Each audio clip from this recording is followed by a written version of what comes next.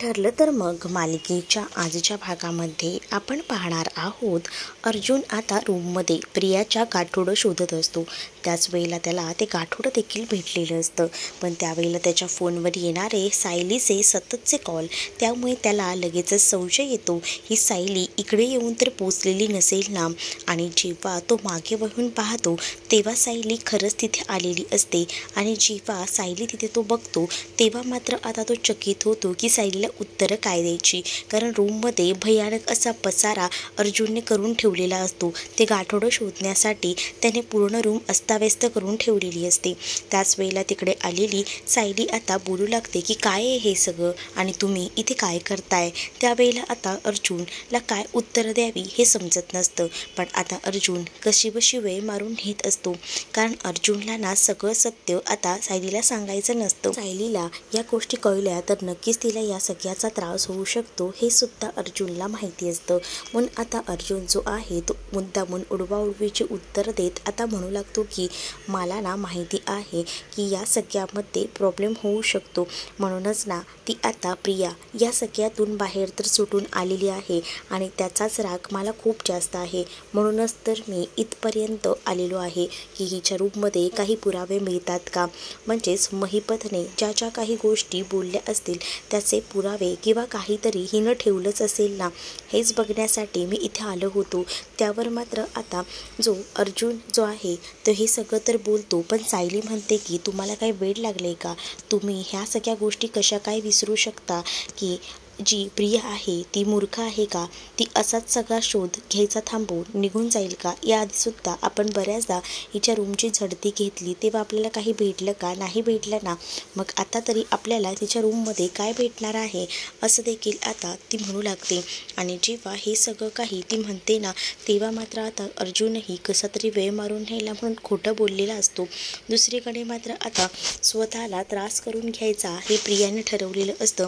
म्हणजेच प्रियाला माहिती असतं की आपण या स्वतःला त्रास करून घेतला तर नक्कीच आपलं ऐकतील आणि म्हणूनच तिनं आता स्वतःला पेटवून घ्यायचा निर्णय घेतलेला असतो. जेव्हा आता ती स्वतःला पेटवून घेत असते तेव्हा अश्विन मात्र प्रतिमाजवळ रिक्वेस्ट करत असतो की प्लीज प्रतिमा त्या तू तरी थांबव ना, तू तरी काहीतरी कर ना. आता प्रियाच्या आजूबाजूला संपूर्ण ठिकाणी आग लागलेली असते आणि प्रिया मध्यभागी असते. प्रिया आता ओरडू लागते की आई तूच आता मला वाचवू शकतेस, वाचव मला. प्रियाने ना मुद्दामून प्रतिमाच्या दुखऱ्या नसीवर बोट ठेवलेलं असतं. म्हणजे काय तर प्रतिमाला आगीची खूप जास्त भीती वाटते आणि तिनं तेच केलेलं असतं. आणि त्यामुळे आता प्रतिमाला तिच्यासोबत घडलेला सगळा प्रसंग आठवू लागतो. आणि त्यामुळे प्रतिमा जी आहे ती खूप जास्त अस्ताव्यस्त झालेली असते आणि तिला तिचंसुद्धा आता कळत नसतं की आपण काय करावं. आणि त्यामुळे आता प्रतिमा त्या आगीचं वर्णन बघते आणि त्यावेळेला तिला तो क्षण आठवतो ज्यावेळेला तिच्यासोबतसुद्धा असं काहीसं घडलं होतं. आणि म्हणूनच ती जागेवरनं उठते आणि लगेच थांबा थांबा अश्विन, तिला थांबव, तिला घरात घ्यायला मी तयार आहे असं आता ती बोलून जाते. आणि हे सगळं काही आता प्रियानं एवढ्या सगळ्यात सुद्धा ऐकलेलं असतं. आणि प्रिया हे सगळं काही ऐकते ना तेव्हा तिला आनंद होतो. कारण तिला ना घरात घुसायचं होतं आणि घरात घुसून या सगळ्याचा शोध घ्यायचा होता. आणि अगदीच तिच्या आता सगळ्या गोष्टी मनासारख्या होत असतात आणि त्यामुळेच आता ती खूप जास्त खुश असते. तर अश्विन आणि त्यासोबत नागराज जो आहे ना तो आता तिथे असणाऱ्या आगीला विझवायचा प्रयत्न करत असतो. दोघंही जण पाणी वगैरे आणतात, सुमनही मदत करत असते आणि चारही बाजूने पाणी सोडलं जातं. आणि जेव्हा पाणी टाकलं जातं ना तेव्हा मात्र ती आग विझते. तर इकडे आता प्रियाला घरी घेतलं जात असतं. प्रियाला घरी तर घेतलं जातं पण खरं तर प्रविराजांनी प्रतिमाला सांगून ठेवलेलं असतं की तिला घरातही घ्यायचं नाही, ती आपल्यासाठी कोणीही नाही हे सुद्धा सांगून ठेवलेलं असतं. पण आता पुरता नाईलाज झालेला असतो प्रतिमाचा आणि म्हणूनच प्रतिमाला हे सगळं काही ॲक्सेप्ट करावं लागत असतं. दुसरीकडे आता आपल्याला पाहायला मिळतं की इकडे अर्जुन जो आहे तो पूर्ण रूमची झडती तर घेऊन मोकळा झालेला असतो. पण आता पूर्ण रूमसुद्धा तो लावून ठेवायचा ठरवतो. कारण सायली त्याला म्हणत असते की मी या सगळ्या गोष्टी लावते. पण अर्जुन म्हणतो की नको बायको, मी पसारा केला आहे ना आणि तसंही सगळं सामान योग्य त्या ठिकाणी ठेवायला हवं. पण तुझ्याकडनं कुठेतरी ठेवलं गेलं तर त्या लोकांना संशय येऊ शकतो आणि मला असं वाटतं ना म्हणूनच मी हे सगळं सामान लावतो, तू तोपर्यंत आवरून घे असं बोलूनच तो तिला तिथून पाठवून देतो. दुसरीकडे साक्षी ही आता विचार करत असते. साक्षीला कळत नसतं की आता काय करू, कारण आता आपली सुटका होणार नाही. प्रियाने तर स्वतःची सुटका कशी तरी करून घेतली आहे, आता पण माझ्या सुटकेचं काय? मला इथून कोण सोडवणार? आणि जर मी बाहेरच पडू शकले नाही तर आता मी काय इथेच थांबायचं आहे का एवढी वर्ष? नाही नाही, मला तर नाही जमणार एवढी वर्ष इथे थांबायला, असा विचार देखील आता ती करत असते. आणि जेव्हा ती हा सगळा विचार करते ना, तेव्हा ती ठरवते की जर मी स्वतःला संपवलं तर मी या सगळ्या त्रासातून मुक्त होईल. आणि आता मला तसंच करायला हवं, मला आता स्वतःला संपवायला हवं, असा विचारच ती करू लागते. आणि स्वतःचे डोळे वगैरे पुसते आणि ना समोरच तिला मडक्यावर एक ताट दिसतं, म्हणजेच ते मडकं झाकून ठेवण्यासाठी वापरलेलं ताट असतं. आणि तेव्हा तिला ते ताट दिसतं आणि त्यावेळेला तिच्या लक्षात येतं की ह्या ताटानेच आपण काहीतरी करू शकतो. म्हणूनच ती त्या ताटाकडे जाते आणि त्या ताटाकडे जाऊन ते ताट हातात घेते. आणि त्या ताटाला ना खूप अशी धार असते. मग ती बघते, तिच्या हाताने ती चेक करते, या धारीने आपलं काम होऊ शकतं. आणि ती धार असलेली प्लेट हातात घेऊनच ना आता ती आपली नस कापायला चाललेली असते, कारण तिने आता सगळा विचार करून ठरवलेलं असतं. आणि ती म्हणत असते की कोणालाच माझ्याबद्दल काहीच वाटत नाही आहे, तर मी तरी इथे का थांबू? आणि असं बोलून तिनं आता खूप मोठा आता विचार केला असतो आणि तो निर्णय घेतलेला असतो. तिने आता आपल्या हातावरती नस कापून घ्यायचा निर्णय घेत असताना तिथे आता ती कापायला जाणार तितक्यातच तिथे हवालदार येते. आणि हवालदार येऊन तिच्या जोरात कानाखाली वाजवते आणि म्हणत असते की तुझी हिंमत कशी झाली हे सगळं करायची? म्हणजेच मला हे कळत नाही आहे की तुझं काय चालू आहे, हे मला आवडलेलं नाही. आणि अशी हिंमत जरी पुन्हा केलीस ना स्वतःला संपवायची, तर लक्षात ठेव मी तुझं काय करेन ते. एकतर करायचं ते करायचं आणि वर भोगायच्या वेळेला हे असलं काहीतरी करून घ्यायचं का, असं देखील ती म्हणू लागते. आणि त्यावेळेला हे सगळं ऐकून साक्षीला रडू येतो. दुसरीकडे प्रतिमाला टेन्शन आलेलं असतं, कारण प्रियाला त्यांनी घरी घेतलेलं असतं. रविराजांनी सांगितलेलं असतं की प्रियाला आपल्या नजरेसमोरही ते उभे करणार नाहीत. पण आता रविराज घरी नसतात तोपर्यंत प्रतिमाने तर प्रियाला घरी घेतलेलं असतं. पण आता जेव्हा ते घरी येतील तेव्हा मी त्यांच्या काय प्रश्नांना उत्तर देऊ मला खरंच कळत नाही आहे, असं देखील ती आता म्हणत असते. त्यावर आपण भाऊजींना समजवूया, कारण मला माहिती आहे काय झालं आहे ते, आणि तुम्हीही बघितलंत ना. काय करू गं सुमन, मला कळत नव्हतं खरंच. आता बघितलंच ना, तिने स्वतःला संपवायचा निर्णय घेतला होता, म्हणूनच मला नाईलाजास्तव तिला घरात घ्यावं लागलं. मला माहिती आहे तिची खूप जास्त मोठी चूक झाली आहे आणि त्यामुळेच मला खरं तर तिला घरात घ्यायचं नव्हतं. आणि म्हणून मी तिला आपली मुलगीसुद्धा मानत नाही, ह्यांनीसुद्धा मला तेच सांगितलं. मग आता मी काय करू? तिने स्वतःला संपवायचा निर्णय घेतला, आपल्या घरासमोर तिने हे सगळं केलं, मग मला राहणार आहे का? शेवटी मी आई आहे ना, माझं आईचं काळीज आहे. कितीही काही झालं तरीसुद्धा मलाही वाईट वाटणारच ना. तसंही मला वाटलं तर सुमन आता समजावते आणि म्हणत असते की नको वहिनी, इतका विचार करू नका. मला असं वाटतं ना तुम्ही याबद्दल ना भाऊजींशी बोला. आणि दुसरीकडे अश्विनचाही विचार प्रतिमा करू लागते. त्यावर सुमन म्हणते की आपण जर सगळ्यांचा विचार करत बसलो ना तर आपल्या वाटेला नेहमी दुःखच येईल, एवढं लक्षात ठेवा बहिणी. कारण आतापर्यंत तुम्हाला खूप जास्त त्रास झाला आहे आणि ह्यासुद्धा आपल्या तन्वीमुळे, तुम्ही माहिती आहे ना तुम्हाला.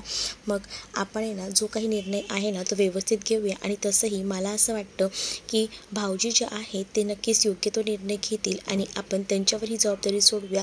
त्यांना आपण सांगूया की जे काही झालं आहे ना ते व्यवस्थितपणे त्यांना सांगितलं ना की नक्कीच ना ते आपल्याला समजून घेतील. आणि ते आल्यावर आपण लगेचच या विषयावरती त्यांच्यावर बोलूया. मग तर झालं ना. मग आता आपण जर पुन्हा तिला घराबाहेर काढलं आणि तिने जर स्वतःला पुन्हा काहीतरी करून घेतलं तर मला अश्विनची सुद्धा काळजी वाटते. बिचारा अश्विनसुद्धा या सगळ्यामध्ये अडकून बसतो. मग काय करायचं? दुसरीकडे आता अर्जुन जो आहे ते गाठोडं घेऊन तिथपर्यंत पोहोचलेला असतो. आता अर्जुन तर गाठोडं घेऊन आलेला असतो. दारावर आल्यावर तो विचार करतो की आता मी काय करू? हे गाठोडं घेऊन असं मी वरती जाऊ का? पण मी जर असाच जर गेलो तर सायलीला दिसू शकतं, म्हणून हे गाठोडं तो लपवायचा विचार करतो. पण गाठोडं लपवायचं तरी कुठे, काय, असा विचार त्याच्या डोक्यात येत असतो.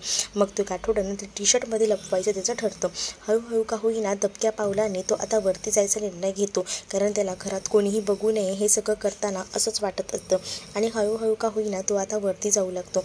जेव्हा तो हळूहळू वरती जात असतो ना तेव्हा मात्र नेमकी सायली जी आहे ती खालून अर्जुनला बघते आणि अर्जुनला म्हणत असते की आता ती कॉफी पिणार आहात का तुम्ही? तिला असं वाटतं की त्याच्या हातात कॉफीचा मग आहे आणि म्हणूनच ती असं म्हणत असते. तर ती त्याला म्हणू लागते की ही कॉफी आता पिऊ नका, मी तुमच्यासाठी दुसरी कॉफी घेऊन येते, कारण ती कॉफी थंड झाली आहे आणि ती थंड कॉफी पिण्यात काहीच मजा नाही.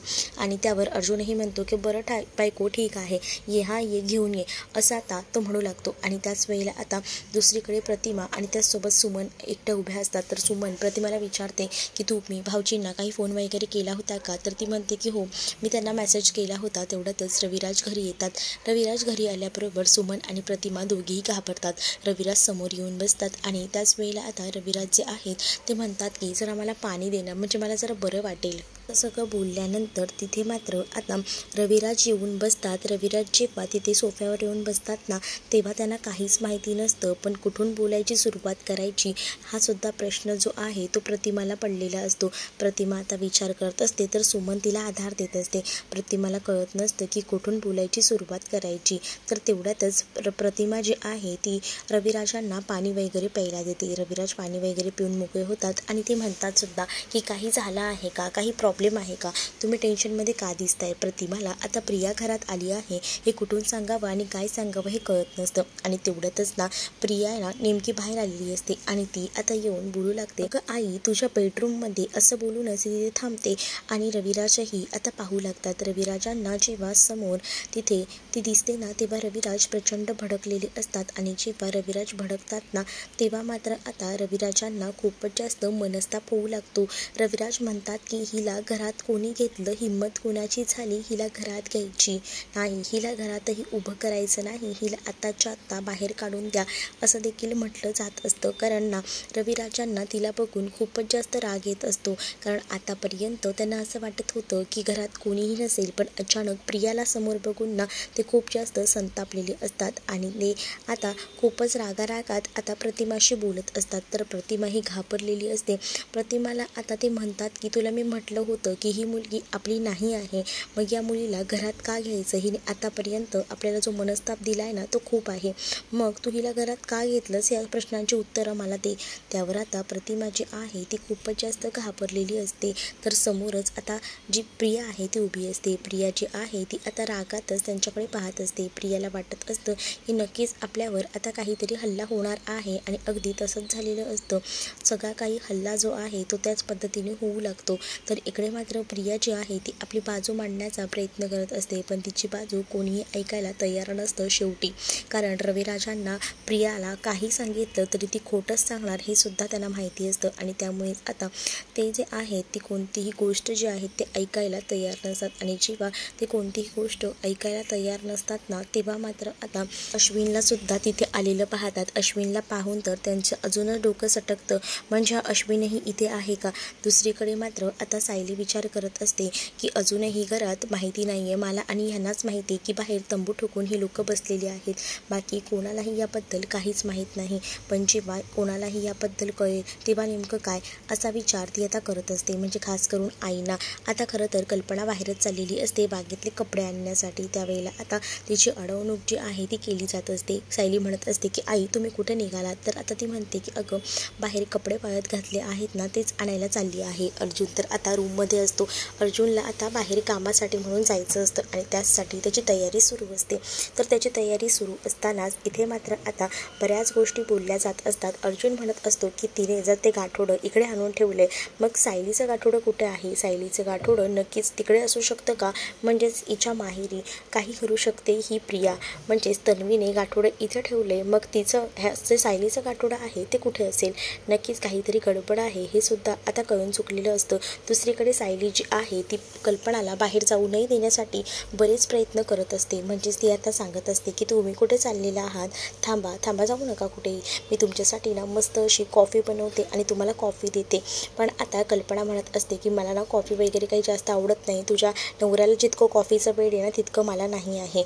पण आता कल्पनाला बाहेर जाण्यापासून तिला थांबवायचं असतं आणि त्याचसाठी तिची धावपळ गडबड सुरू असते. आणि म्हणूनच ती आता बोलत असते की आई जरा तरी समजून घे गं, मला काय म्हणायचं करायचं आहे ते. पण आता कल्पना म्हणत असते की अगं कामं खरंच खूप पडले, तुझ्याबरोबर गप्पा मारत बसते ना तर सगळी कामं राहतील, फक्त मला तेच म्हणायचं आहे. आणि तसंही ना बरीच कामं आहेत आणि तुला माहिती आहे का कपड्यांच्या घड्यासुद्धा घालायच्यात, मी जर कपड्यांच्या घड्या घालून येते असं तिला आठवतं आणि ती आता कपड्यांच्या घड्या घालायला चाललेली असते. आणि त्याच वेळेला पुन्हा ती खाली उतरते, कारण तिला असं वाटत असतं की चला, सायली म्हणते की बरं झालं यांच्या आता लक्षात नाही आहे वाटतं, मग आपलं कामच झालं असा विचार ती करते. पण त्यावेळेला आता कल्पनाच्या पुन्हा एकदा लक्षात येतं. कल्पना म्हणू लागते की अरे म्हणजे अरे बागेतले कपडे कुठे आणलेत मी, बागेतले तर कपडे आणायचेच राहिले ना, थांब मी बागेतलेही कपडे घेऊन येते, म्हणजे कसं व्यवस्थितपणे सगळे कपडे ठेवता येतील आणि मग आपल्याला जे हवं आहे ते व्यवस्थित घडी करून ठेवता येतील. परंतु आता सायली म्हणत असते की आई बागेतलेच कपडे ना, थांबा तुम्ही स्वतःला त्रास करून घेऊ नका, बरं तुम्ही इथे बसा, बरं मी सगळे काही कपडे घेऊन येते, मग तर झालं. आणि असं बोलून ना ती तिथेच आता कल्पनाला बसवते आणि ती आता बागेत जायला निघते. दुसरीकडे आता रविराजांनी घर डोक्यावर घेतलेलं असतं.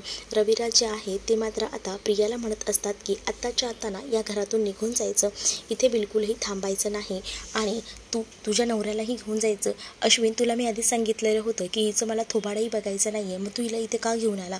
त्यावर मात्र आता मी इथे हिला नाहीच बोलत होतो नको येऊया, पण तिने माझं ऐकलं नाही. रविराज काका तू तरी समजून घे. पण आता रविराजला समजायचं नसतं. रविराजांनी ठरवलेलं असतं की या मुलीशी माझा काहीही संबंध नाही आहे, मग या मुलीला मी घरात का म्हणून ठेवू नाही, मला या मुलीला घरात बिलकुलही ठेवून घ्यायचं नाही असं ते डायरेक्टली बोलून टाकतात. आणि तुम्ही दोघंही जण इथून निघून जा असं देखील ते आता जेव्हा म्हणतात तेव्हा अश्विन जो आहे तो समजवायचा प्रयत्न करत असतो. पण रविराजांना आता काही ऐकायचं नसतं. रविराजांनी सरळ सांगितलेलं असतं की मला कोणीही तुम्ही काहीच सांगू नका आणि मला तुमचं ऐकूनही घ्यायचं नाही, कारण मला ही मुलगी माझी नाहीच आहे एवढं मला माहिती आहे. कारण जरी माझी मुलगी असली असती तर तिने हे सगळे काही कारनामे केलेच नसते. तर दुसरीकडे मात्र हे सगळं काही नागराज देखील पाहत असतो. तर नागराजला देखील कळत असतं की इथे नेमकं काय चाललं आहे. दुसरीकडे सायली कपडे घालायची चुकत म्हणून ती बाहेर आलेली असते आणि जेव्हा ती इकडे तिकडे पाहते तेव्हा तिच्या लक्षात येतं की बाहेर तर तो तंबू ठोकला होता त्यामध्ये प्रिया आणि त्याचसोबत अश्विन नाही आहे. मग ती विचार करते की नक्कीच ना हे दोघंही जण ना रविराज काकांकडे गेले असतील का, मग तिकडे जाऊन पुन्हा या सगळ्यांना घोळ्यात घेतील असंच ती विचार करत असते. पण नाही, या प्रियाला जगणं मुश्किल करून सोडायचं, तिथेही कोणी घ्यायला नको घरात असाच आता सायली जी आहे ती आता विचार करत असते आणि ती ठरवते की चल इथे वेळ नको घालवूया, लवकरात लवकर ह्यांना बोलूया या सगळ्याबद्दल. आणि म्हणूनच ती आता रूममध्ये जायचं ठरवते. इकडे आता प्रिया जी आहे ती समोरच असते तर रविराज तिला घरातनं बाहेर हकलवून देत असतात. पण त्यावेळेला आता प्रतिमा जी आहे ती म्हणते की मगाशी सुद्धा तिनं जीव द्यायचा प्रयत्न केला, आता आपण जर तिला घरातनं बाहेर काढलं आणि पुन्हा तिने स्वतःला संपवायचा निर्णय घेतला तर काय करायचं, शेवटी आपली मुलगी आहे होती असं बोलून प्रतिमा आता रविराजांना समजावत असते. तर तेवढ्यातच सायली अर्जुन देखील तिथे आलेले असतात आणि जेव्हा सायली अर्जुन तिथे येतात ना तेव्हा मात्र आता सगळी घडलेली हकीकत सुमन सांगू लागते आणि तिनं स्वतःला संपवायचा निर्णय घेतला म्हणूनच आम्हाला तिला या घरात ठेवून घ्यायला लागलं असं देखील ती म्हणू लागते. आणि जेव्हा ती या सगळ्या गोष्टी सांगते ना तेव्हा मात्र आता भयानक असा धक्का जो आहे तो सगळ्यांनाच बसतो. अर्जुन जो आहे तो आता म्हणत असतो की जाऊ दे, तिथं घरात आलेली आहे पण ती आता रविराजांशी भेटायचं ठरवतो. रविराजांना तो घडलेली हकीकत सांगू लागतो आणि तो म्हणत असतो की असं आहे, मला गाठोडं शोधायचं आहे आणि त्यासाठी प्लीज तुम्ही मला मदत कराल का. त्यांनी तर आता मदत पूर्णपणे केलेली असते, सगळ्या रूमची पूर्णपणे पडताळणी केलेली असते, पण कुठेही त्यांना काहीच सापडत नाही. आणि त्यावेळेला रविराज जे आहेत ते मात्र आता अर्जुनला क्लू देत म्हणतात की कधीही गुन्हेगार आहे ना आपल्या स्वतःच्या वस्तूंना आपल्या घरात ठेवत नाही, एवढं लक्षात ठेव, नक्कीच तिने कुठेतरी दुसरीकडे ठेवलं असणार आहे आणि त्याचा शोध तू घेऊ देखील रविराज आता बोलू लागतात. तर तुम्हाला हा भाग कसा वाटला हे नक्कीच मला कमेंटमध्ये सांगा आणि असेच नवनवीन भाग पाहण्यासाठी चॅनलला सबस्क्राईब नक्कीच करा.